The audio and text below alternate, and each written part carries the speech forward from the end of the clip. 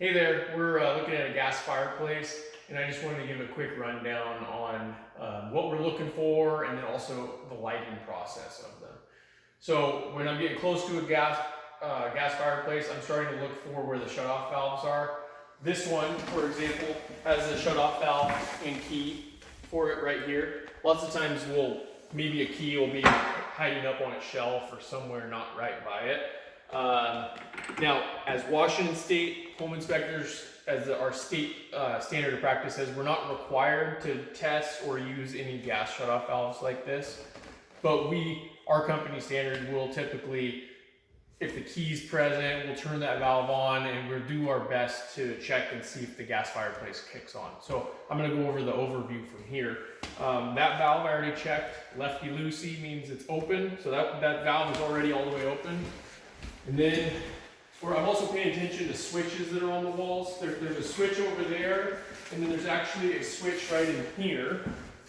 And this one I've already found out earlier. If I'm gonna not talk for a second, you might be able to hear the fan kick on.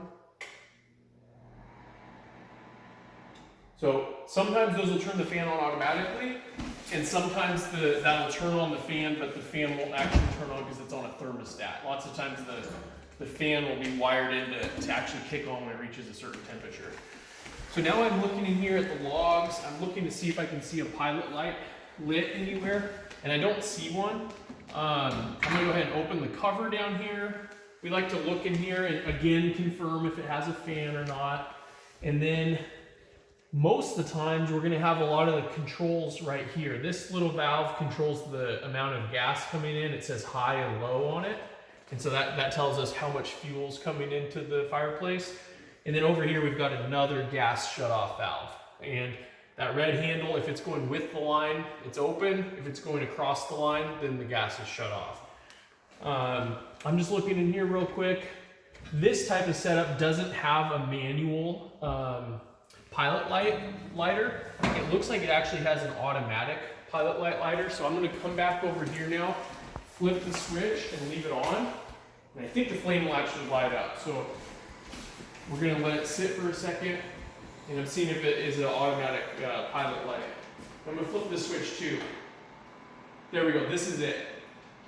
So it just turned on. When I flipped this switch, I heard it clicked a few times, a real quiet kind of clicking sound, and that was the automatic pilot light lighting up. So this fan controls the flame, and that switch controls the flame. That switch controls the fan. And so in this case, I didn't have to go through the manual lighting process. But if we didn't have an automatic pilot lighter, which a lot of the newer, nicer ones do have, we would come down here and we'd find there'd be an igniter button that we would click to make the spark to light the flame. And there'd be another button that said pilot, and we'd have to push that pilot light button in and click the igniter button for a while until the pilot light actually lit. But these ones are really sweet. Now that we've verified it's working, I'm gonna let it run long enough so that at least the majority of the condensation burns off the glass, and then I'd shut it back down and just leave it how I found it. So we wanna pay attention to how we found it. If we came to it and the pilot light's already on, we want to try to leave it like that. If it was all shut off, then we want to try to leave it like that as well. And again, we're testing the functionality of these as a courtesy for our clients. We always recommend they be serviced, cleaned and serviced. That's a good thing to do regularly. That's about all I have to ramble on about a gas fireplace for right now. Thanks for joining.